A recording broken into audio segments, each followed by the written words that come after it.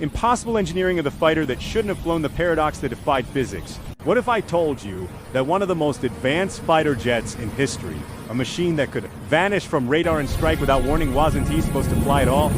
Engineers said it was too unstable. Pilots said it was too dangerous. And physics itself said it couldn't stay in the air. Yet, somehow, it did. Tonight, we'll uncover the hidden story of the impossible jet. The machine that changed everything about how humans wage war in the skies. We'll see how mathematics replaced aerodynamics, how invisible equations became wings, and how a few mad geniuses convinced the world that a flying diamond could conquer the night, stay until the end. Because the final secret might change the way you look at every aircraft ever built. And if you love the hidden stories of war and technology, subscribe now and let's dive into the impossible. The story of stealth begins not with a roar, but with fear. The kind of fear that shaped the Cold War sky. Every American aircraft that climbed into the upper atmosphere risked being seen, tracked, and obliterated by the vast radar web of the Soviet Union. The enemy didn't need more firepower. They had something even stronger: detection. To survive, the United States needed something no one had ever dared to imagine. A plane that could slip through the air unseen. Not faster, not higher, but invisible.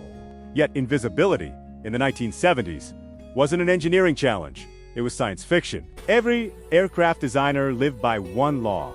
Curves were sacred. Smooth, aerodynamic shapes sliced through the air with grace and stability. But radar didn't care about grace. It cared about reflection, and curves reflected radar perfectly. To disappear from radar, engineers would have to abandon everything they knew about flight itself.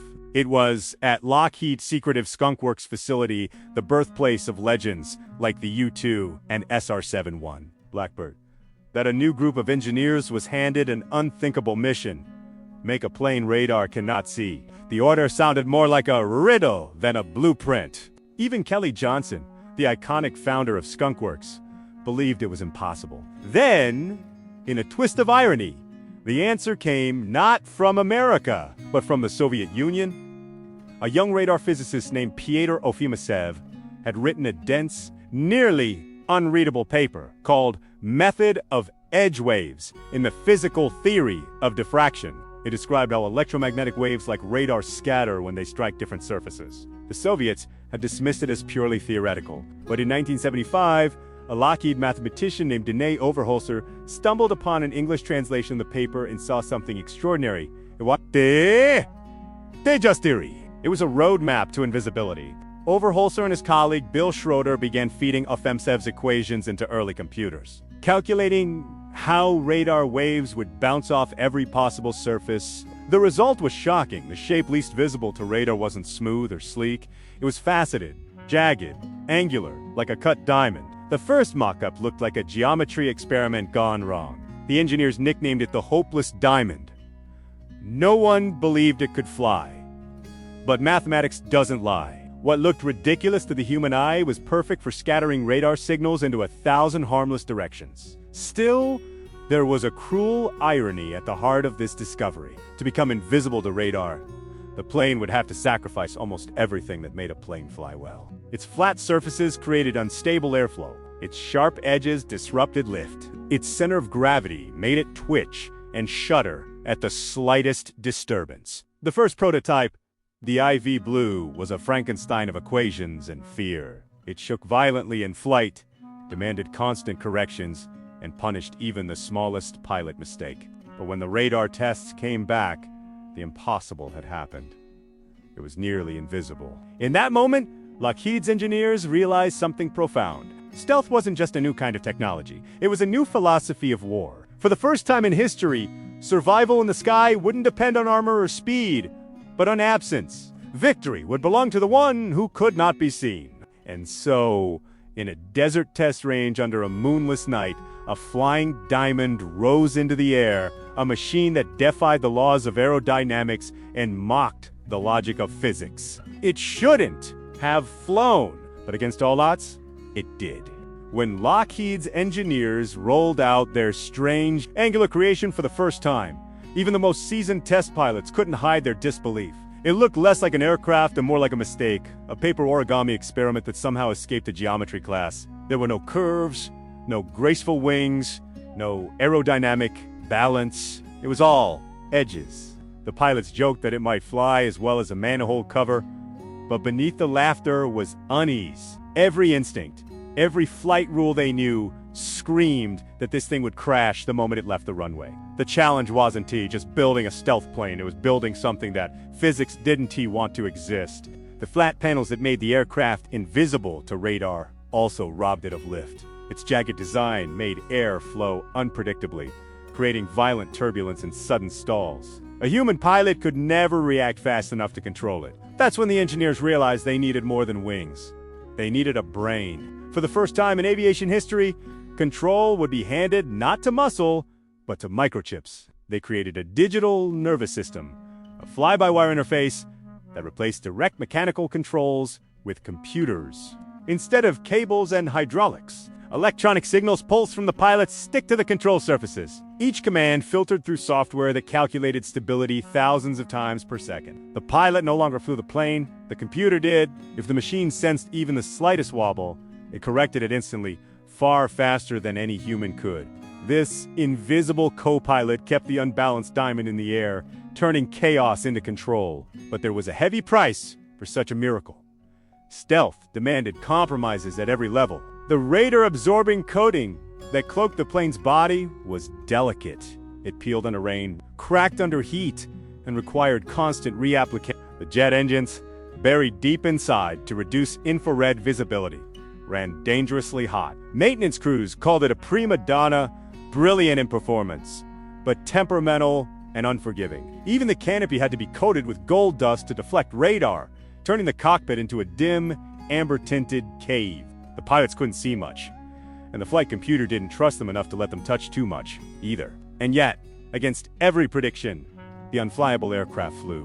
In 1981, the secret prototype took off from Groom Lake, the infamous Area 51, and streaked into the Nevada night. The radar operators nearby were stunned, the screens were blank, the plane was right above them, yet invisible. Each test flight pushed the limits of technology and nerve. The pilots weren't just flying, they were gambling their lives on math, on unproven code, and on the belief that invisibility was worth any risk.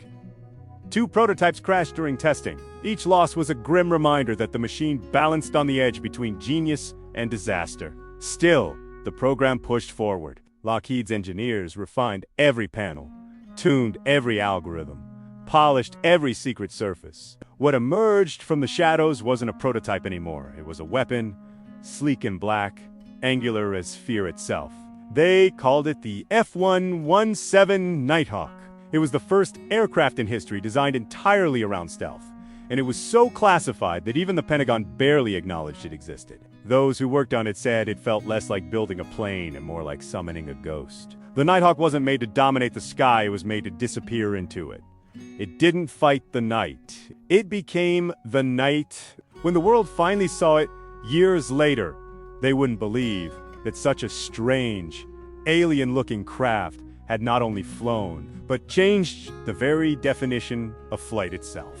When the F-117 Nighthawk was finally unleashed into real combat, it didn't roar, it didn't announce itself, and it didn't leave a trace. It simply vanished into the dark. It was January 1991, the opening night of Operation Desert Storm. Baghdad's sky was a maze of searchlights and anti-aircraft fire, a deadly web meant to trap anything that dared to enter. But as the first wave of conventional jets roared in from the Persian Gulf, another shadow crossed the border. Silent, invisible, unchallenged. That shadow was the F-117. The Iraqis had some of the most sophisticated radar defenses outside of NATO. Soviet-built systems designed to detect even the smallest targets. But when the Nighthawk flew, the screens stayed blank. Operators stared in disbelief as explosions erupted miles away, with no trace of incoming aircraft. The Americans had struck from the dark, and no one had seen them coming. For the first time in history, the enemy's eyes were blind. The F-117 pilots called it the ghost ride. They would take off alone, often in total radio silence, and fly hundreds of miles through hostile airspace guided only by their onboard computers and precision navigation. Inside the cockpit, it was eerily quiet.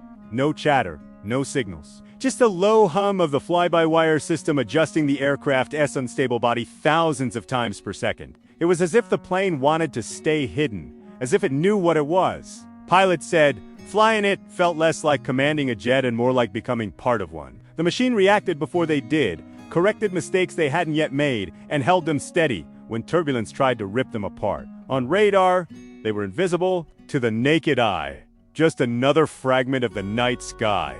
And when the bombs fell, they didn't carpet an area in destruction. They struck surgically. Bridges, command bunkers, radar stations, all wiped out with unearthly precision. Each strike was a message. You can't fight what you can't see. In those early hours of the war, the F-117 dismantled Iraq's air defense network piece by piece. Once the radar arrays were blind, the rest of the coalition could enter safely. It was the perfect irony. The smallest fleet of aircraft, barely 40 Nighthawks, paved the way for thousands of others by simply erasing themselves from detection. The world watched footage of pinpoint strikes, unaware that what they were seeing was more than a new weapon. It was a new kind of warfare. No dogfights, no aerial duels, just silence, precision, and inevitability. Inside the Pentagon, analysts were stunned. The numbers told a story no one could ignore. 1,200 sorties flown, 0 F-117s lost to enemy fire. For the first time, technology had not just outperformed courage, it had replaced it. But to the men who flew it, the victory came with a strange sense of detachment. They saw the explosions, but never the enemy. They felt the vibration of the bomb release, but never the chaos it caused below. It was war without confrontation, a ghost war fought by phantoms that could strike and vanish before anyone even knew they were there. The Nighthawk had proven something terrifyingly elegant, that power didn't have to be loud or visible or even human in form. It could whisper, glide through darkness, and change history before the world could blink. The era of brute force air power, of roaring engines, and heroic dogfights was over. Now, victory belonged to silence, to shadows, to the cold logic of code and calculation. The F-117 didn't conquer the sky. It erased itself from it. And in that absence, that perfect void, it redefined what air superiority really meant. Long before the F-117 ever took to the skies, another war had already begun, one without gunfire, soldiers, or smoke. It was a war of numbers, fought in the quiet hum of computers and the scribble of equations on whiteboards. Every stealth mission, every radar dodge, every perfect strike in the night was the product of an invisible battle, a war of algorithms. The men and women who fought it never wore uniforms. They were mathematicians, physicists, and computer scientists, armed not with rifles, but with formulas, data, and logic. Their battleground was the digital void. Their victories came in decimals. When the Skunk engineers began shaping the Nighthawk, they weren't just building a plane. They were building a mathematical illusion. Every sharp angle, every flat surface, every inch of radar-absorbing paint was calculated to trick physics itself. They didn't fight radar, they redirected it. They didn't defeat air resistance, they predicted it. The aircraft that would become the F-117 wasn't designed in a hangar, but inside a computer, decades before digital design became common. In the mid-1970s, that was revolutionary. Computers were slower than a modern yet these engineers used them to simulate radar reflections, airflow, and heat signatures long before a single part was ever built. It was pure digital faith, and it worked. The Soviet mathematician Pyotr Efimtsev had unknowingly handed them the weapon they needed, a set of equations describing how electromagnetic waves scatter from surfaces. While the West had ignored his paper, a few American engineers recognized its potential. His math became the foundation of stealth, the invisible blueprint behind the impossible machine. But it wasn't just physics anymore.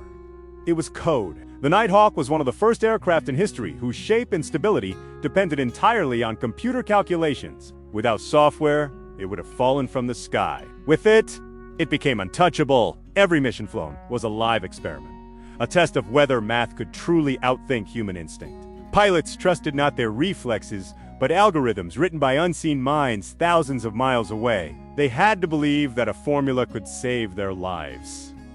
And it did. That trust between human and machine, between courage and calculation, changed everything. It was the first time in warfare that the brain behind the weapon mattered more than the weapon itself.